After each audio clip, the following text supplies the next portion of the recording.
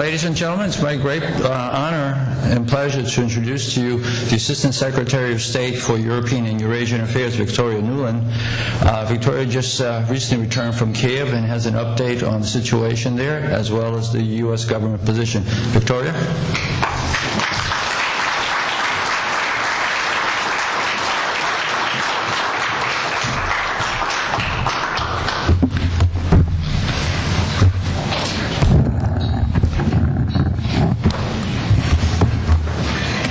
Well, thank you, Roman. Thank you, ladies and gentlemen. Thank you for being here and for your continued support for the U.S.-Ukraine relationship. And thank you for the invitation to speak to you today. Still jet-lagged from my third trip in 5 weeks to Ukraine and my days in Kyiv earlier this week. I don't have to tell this crowd that these are historic and challenging times for the people of Ukraine, for the Ukrainian-American relationship, and for people everywhere who care about the future of that great country. The world is watching the drama that is unfolding in the center of Kyiv. The EuroMajdanu movement has come to embody the principles and values that are the cornerstones for all free democracies. What began on November 24th as a protest against President Yanukovych's decision to pause on the route to Europe has become much deeper and bigger. After blood was spilled by security forces on November 30th, the movement also became about justice and civil rights and Ukrainians' desire to have a government that respects them, that listens to them, that protects them, and that provides for them.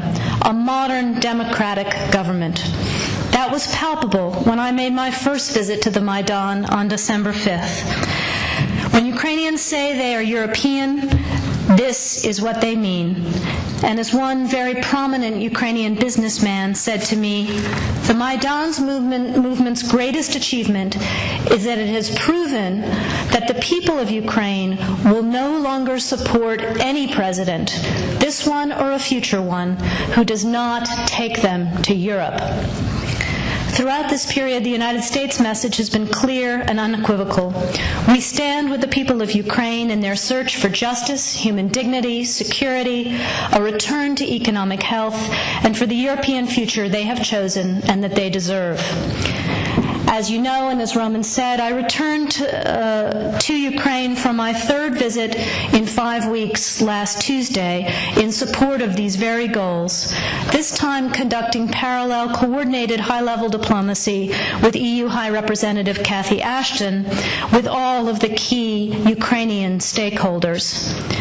Then, halfway through our visit, in the wee hours of Wednesday, December 10th, we witnessed the appalling show of force by government forces who turned riot police, bulldozers, and tear gas on the Maidan demonstrators as they sang hymns and prayed for peace.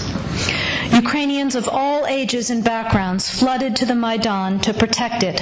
Secretary Kerry wasted no time in expressing the United States' disgust at this decision of the Ukrainian government, and by morning the riot police had been forced to retreat. Later that same day, I spent more than 2 hours with President Yanukovych. It was a tough conversation, but also a realistic one. I made absolutely clear to him on behalf of the United States that what happened December 10th, and more generally what has been happening in security terms, is absolutely impermissible in a European state, in a democratic state. But I also made clear that the United States believes there is a way out for Ukraine, that it is still possible to save Ukraine's European future, and that is where we wanted to see the President lead his country. And that was going to require immediate steps to de-escalate the security situation and immediate political steps to end the crisis and get Ukraine back into a conversation with Europe and with the International Monetary Fund. As you all know, and as I'm sure you just heard from Anders and other colleagues, Ukraine's economy is in a dire state, having been in recession for more than a year and with less than 3 months' worth of foreign currency reserves in place. The reforms that the IMF insists on are necessary for the long-term economic health of the country. A new deal with the IMF would also send a positive signal to private markets and would increase foreign direct investment that is so urgently needed in Ukraine. Signing the association agreement with the EU would also put Ukraine on a path to strengthening the sort of stable and predictable business environment that investors require.